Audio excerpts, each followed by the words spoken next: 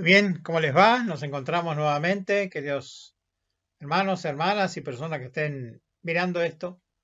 La segunda parte de este poderosos personajes que aparece en Apocalipsis. Y hoy miraremos las dos bestias y estaremos concentrándonos entonces en los capítulos 12 y 13 de este fascinante libro.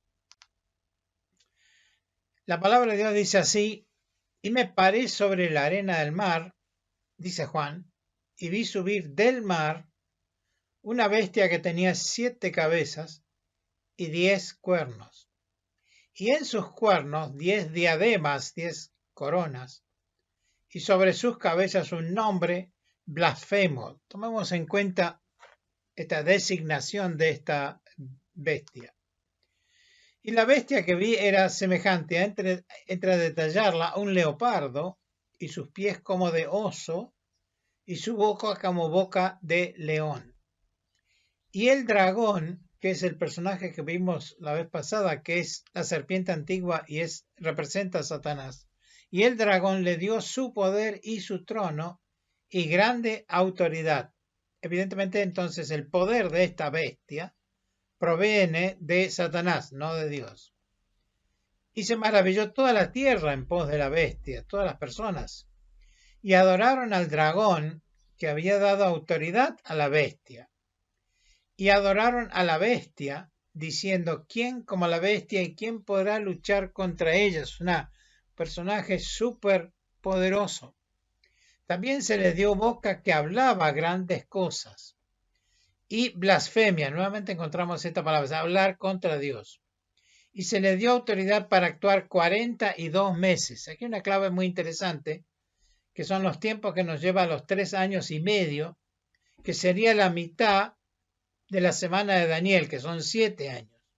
El tiempo de la gran tribulación es 7 años. Está dividido en dos partes. Una primera, ciertamente se entiende como una suerte de cosa más pacífica, pero los 3 y medio últimos años, la última mitad, será realmente el dominio entonces de, como dice aquí, esta bestia, la autoridad total de Satanás sobre la tierra.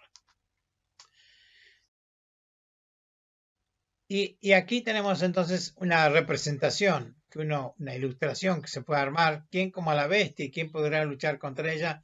Y acá citamos una parte que sigue después: y adoraron todos los moradores de la tierra.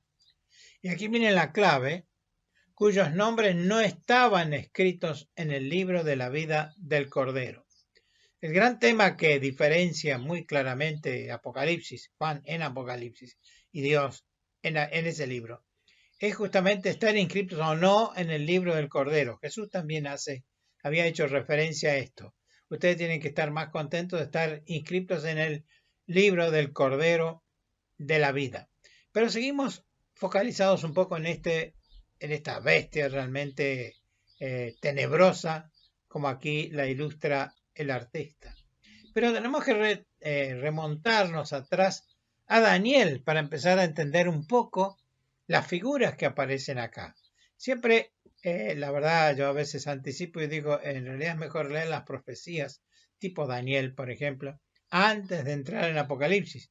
O por lo menos cuando uno entra en Apocalipsis, pegar un vistazo para atrás. Daniel, capítulo 7, él también y 4 bestias grandes diferentes, una de la otra, subían del mar.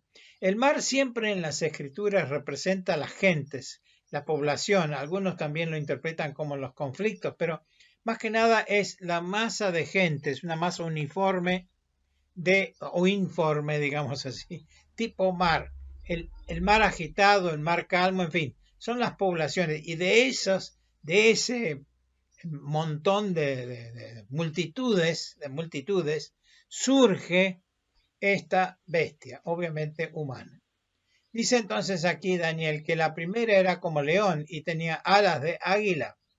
Y después interpreta Daniel al mismo Nabucodonosor. Dice: esto representa Babilonia, el león. Pero también él ve una segunda bestia, semejante a un oso, la cual se alzaba de un costado más que del otro. Este es el imperio medo-persa. Son como dos imperios, por eso dice más de un lado que del otro, porque el persa al final termina siendo el que más se impone. Pero esto Daniel está mirando al futuro. O sea, ve Babilonia, que es existente en ese momento, pero también ve el imperio medo-persa, que estaba próximo a producirse. Inclusive Daniel formará parte después de ese imperio medo-persa. Pero seguimos con Daniel. Y resulta que después de esto, mireía que otro semejante a un leopardo, con 4 alas de ave en sus espaldas, también tenía 4 cabezas y le fue dado dominio. Este es un reinado posterior, dice después Daniel, que efectivamente fue Grecia, en realidad macedonio, porque Alejandro Magno fue de esa zona, pero él impuso la cultura griega en esa parte del mundo conocido, y su reinado después se dividió en 4 generales, de ahí las 4 cabezas que aparecen acá. Pero él finalmente ve otra bestia. He aquí la 4ª bestia, espantosa y terrible, fuerte, la cual tenía dientes grandes de hierro, devoraba. Era muy diferente de las otras bestias que vi. Ante ella tenía 10 cuernos. Detectemos un poquito de los cuernos, de poder significa, ¿no? Pero obviamente esto después implicaba que era Roma. Es muy sorprendente que la profecía de Daniel, si bien los otros reinos él por su conocimiento podría haber intuido que los persas podrían llegar a dominar, e inclusive que Grecia, mortal enemigo de Babilonia por otra parte, bueno, podría llegar a ser. Pero Roma en ese entonces era unos pequeños poblados al norte de lo que hoy conocemos como Italia, los etruscos en realidad, pero de ninguna manera parecían potencia como después lo fue. Esto sí, efectivamente fue una enorme profecía de parte de Daniel, pero volvemos a Apocalipsis. Y entonces tenemos la comparación, y eso es lo que yo quiero hacer ahora. Daniel 7 y Apocalipsis 13, 1 a 10. Primero vemos la bestia 1 de Apocalipsis, la que estamos viendo ahora, que es la imagen que ya hemos presentado. Y las 4 bestias de Daniel, ahí está el león, está el oso, el leopardo, y la bestia sin nombre, o el animal sin nombre, pero con 10. Y resulta que ahí empezamos a ver coincidencias. Hablaba ya cuando leíamos lo de la bestia de Apocalipsis, que tenía parte de león, y ahí está el león entonces. También de oso, que patas de oso. Y también después el leopardo. Y finalmente los cuernos que aparecen en esa bestia. O sea, hay una coincidencia total entre lo que Daniel está viendo y lo que Juan está viendo. Son poderes políticos, ¿sí? La bestia sale del mar, que son las gentes. Es elocuente, poderoso, autónomo de dioses, victorioso, universal. Es la síntesis, y este es el punto que yo quiero destacar, de las 4 bestias que ve Daniel en su capítulo 7. Es, en definitiva, en parte, el poder político, es el liderazgo político, pero en polis en términos de decisiones. Entonces es el poder decisional, es quien toma las decisiones. Puede ser un poder económico, puede ser el poder empresarial. Su característica principal es la blasfemia, que quiere decir deshonrar a Dios. Ahora estamos todos pensando lógicamente en nuestros días actuales. Esto es futuro, pero ya se avecina y se vislumbra, diría yo, esto que estamos viendo aquí en Apocalipsis. En esta etapa en consideración, todo estará concentrado en una persona que se llama el anticristo. Esto todavía no está sucediendo ahora.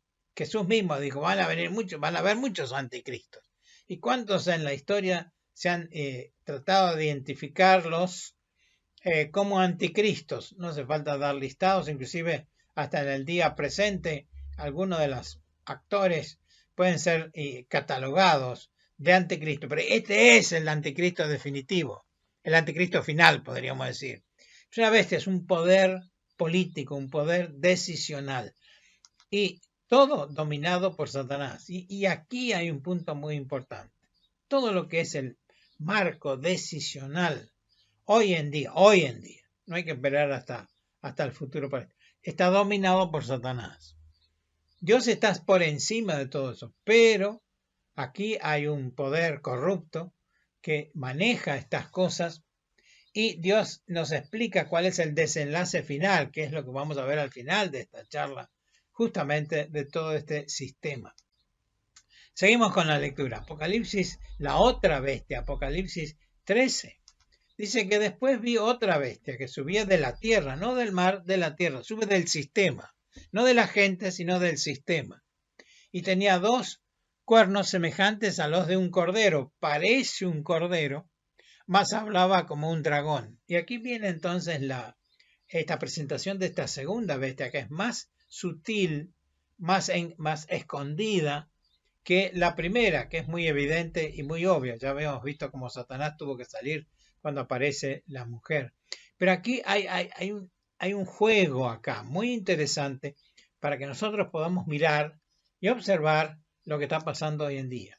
Y ejerce todo el poder de la primera bestia, del poder político, en presencia de ella, y hace a la tierra y a los moradores de ella adorar la primera bestia. Ese es el objetivo que tiene esta segunda bestia. Y engaña a los moradores, ¿sí?, de la tierra por las señales que le ha sido dado a hacer en presencia de la bestia, mandando a los moradores de la tierra que hagan la imagen. Ahora estamos empezando a pescar por dónde viene este tema de la segunda bestia, llamada así también falso profeta. Vende imagen, ¿sí? Es el que presenta la imagen positiva, digamos así, de lo que es el personaje anterior. Y le fue dado que diese espíritu a la imagen de la bestia, para que la imagen, fíjense cuántas veces repite imagen de la bestia, hable, y para que cualquiera que no adorara la imagen de la bestia sean muertos. Imagen. ¿Qué nos vende los medios de comunicación? Imagen.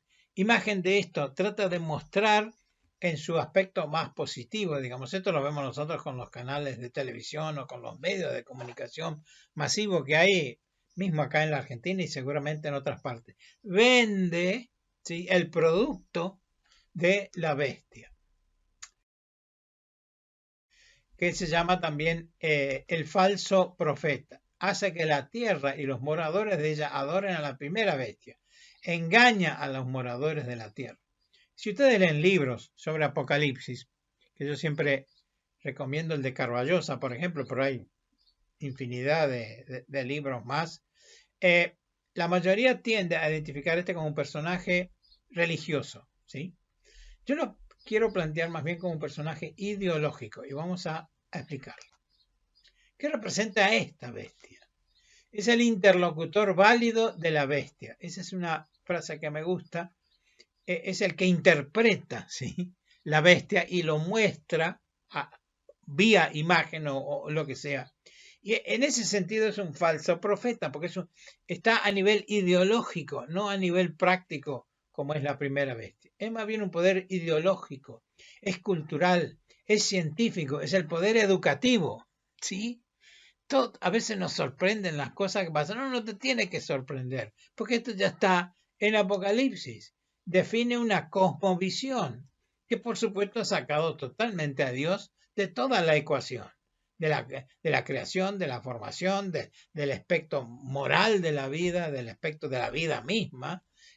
Todo esto cae perfectamente en esta segunda bestia, su característica principal, que es engañar. ¿Qué quiere que le diga? Casi ni siquiera hace falta explicación sobre esto. Engañar. Mostrar a esta primera bestia que ya vimos como un ser benéfico, como que las nuevas ideologías, las nuevas culturas, lo nuevo científico, entre comillas, lo educativo. Qué bárbaro, ¿no? Como las iglesias han tomado cartas en el asunto de la educación. Pero es un tema clave y seguimos. Son los medios sociales de comunicación. Las redes sociales. Todo. Manejado por una figura única, dominada por Satanás. La primera bestia, el poder político, el poder decisional, manejado por Satanás. Y esta implementación de esto que podríamos decir el falso profeta o la falsa ideología, también dominado por Satanás. ¿Te asusta entonces o nos asusta lo que estamos viendo por todos lados? Esto es lo fantástico de Apocalipsis. Te explica las cosas de hoy. Si bien está hablando de una situación futura, pero uno ya lo ve. ¿Qué es lo que dijo Jesús? ¿No? Ya están viendo ustedes muchos anticristos y están viendo quiénes vendrán en mi nombre o vendrán con otra cosa. Pero, hermano y hermana, abrimos los ojos nosotros para poder, no ser engañados. ¿Sí? Seguimos. La marca de la bestia es una cuestión que sigue a continuación y ya la incorporo en esta presentación. Y hacía que a todos, a pequeños y grandes, ricos y pobres, o sea, aquí no hay cuestiones de castas o de clases, sino todos, libres y siervos, que se pusiesen una marca en la mano derecha o en sus frentes, y que ninguno pudiese comprar o vender sino el que tuviera la señal, o el nombre de la bestia, o el número de la bestia. Esto es un tema más trillado, así que no hace falta ni siquiera que lo amplíe mucho. Se habla de poner un chip en las personas para poder facilitar las transacciones. Hay estados muy controladores que están registrando todo lo que sus ciudadanos hacen. Esto es, por supuesto, secreto, teóricamente por lo menos, pero todo saben distintos estados. En la Argentina hace mucho que tenemos la cédula de identidad con el pulgar. Bueno, en Europa, en Gran Bretaña, por lo menos por lo que sé, eso no se puede hacer, está prohibido. O sea, cuando se quiso implementar un sistema así, la población se alzó en armas porque dijo, no queremos ese tipo de situaciones. Bueno, acá en la Argentina hace muchos años que ese sistema ya lo conocemos. ¿Y qué número tenemos que saber nosotros? No solo el cumpleaños, sino también el número de cédula de identidad. Eso lo tenemos que saber de memoria. Yo me acuerdo de esto en las épocas de estudiante, que lo tenía que tener no grabado en la frente, adentro lo tenía que tener a ese número. O sea, eso ya está. Y ni hablar de las barras esas que ya hay varios que han hecho identificaciones de ella. Y aquí hay sabiduría. Entonces, ¿qué quiere decir este número de la bestia? El que tiene entendimiento cuenta el número de la bestia, porque es número de hombre y el número de ella es 666. Es el número de hombre. Como se repite 3 veces, implica que es el máximo nivel de perfección humana. No llega al 7. 7 es el número de perfección, o la trilogía, que sería 777. Este es 666, es el día que fue creado el hombre, hay sabiduría, como dice acá, es la máxima perfección humana. Hasta ahí llega. El hombre llega hasta el 6, no hasta el 7. No hay manera que nosotros superemos ese 6, si no es que entregamos nuestra vida al Señor Jesucristo, que murió por nosotros en la cruz y nos limpia de todo el pecado. Por eso superamos nosotros el 6 y llegamos al 7. Pero simplemente por obra y gracia de Dios, quien en el día 7 de paso descansó. Es nuestro descanso también saber esto acerca de lo que Dios hace por nosotros. Entonces, resumiendo ya y prácticamente llegando a la finalización de esta charla, tenemos una Trinidad divina y una trilogía satánica. Eso es lo sorprendente de Apocalipsis y una de las cosas que a mí más me llamó la atención. Así como hay una Trinidad divina, Dios Padre, Dios Hijo y Dios Espíritu Santo, también hay una trilogía satánica, que es Satanás, la bestia y el falso profeta, los personajes poderosos que hemos visto en estas últimas 2 presentaciones. Entonces vamos a ver, ¿y a dónde lleva todo esto? ¿A dónde va todo esto? Vamos a esta ilustración que espero que nos ayude a entenderla. Está entonces la divina Trinidad, Padre, Hijo y Espíritu Santo. Pero también está la trilogía satánica, el dragón, Satanás, la primera bestia y la segunda bestia, llamada también falso profeta. Pero están aislados estos 2 trinomios, digamos, o triunviratos, sino que tienen seguidores. Son estos que, engañados por Satanás, la bestia y el falso profeta, viven su vida, ¿sí?, siguiendo las directivas de este triunvirato. Pero están los redimidos por la sangre del Cordero. Espero que tú te encuentres en este grupo. Porque por ahora todo parece lo mismo. O sea, todo convive, ¿sí? Todo está. Pero sabemos en el corazón que somos redimidos por la sangre del Cordero. Y el futuro, no lo sabemos porque somos inteligentes, visionarios y mucho menos profetas, sino porque está escrito en la Biblia, en particular Apocalipsis. ¿Cuál es ese futuro? Y aquí aparece otro elemento muy importante, el gran trono blanco. Y ese gran trono blanco no es para los redimidos del Cordero, sino para el sector de abajo que vemos acá. Pero no solo las personas que son evaluadas ahí, en realidad no son evaluadas si son buenos o malos, sino simplemente si están inscritos en el libro del Cordero, nada más. Como digo a veces, la lista de Schindler. Se salvaron porque estaban en la lista, no por otra cosa. Entonces, aquí el tema es estar inscrito. ¿Y cuándo estás inscrito? Cuando aceptas al Señor Jesucristo en tu corazón. Nos redime la sangre del Cordero. Pero este gran trono blanco es de juicio. De juicio a aquellos que no lo han aceptado y no están inscritos. Y entonces ahí aparece un fenómeno en las Escrituras que es el lago de fuego. El infierno llamado popularmente. Y ¿qué dice Apocalipsis? Porque ahí vamos al tema. Estos son todos, tanto la población que ha rechazado a Jesús, como también estos 3 secuaces que hemos visto. ¿Y cuál es el destino de ellos? Dice la Biblia, el lago de fuego. Por fin estos 3 personajes no desaparecen, sino van eternamente al lago de fuego. Y las personas también. Eso lo dice la Biblia, no lo digo yo, ni el predicador, ni el libro de historia, sino lo dice el libro de Apocalipsis. Porque Dios quiere que sepamos a dónde vamos. ¿Y a nosotros qué? Y así estaremos siempre con el Señor. Triunfa finalmente los 3, el trío divino, Dios el Padre, Dios el Hijo, Dios el Espíritu Santo y nosotros, que Dios siempre quiso esto y lo hará según Apocalipsis y otros pasajes más de Jesús mismo. Voy pues a preparar lugar para ustedes.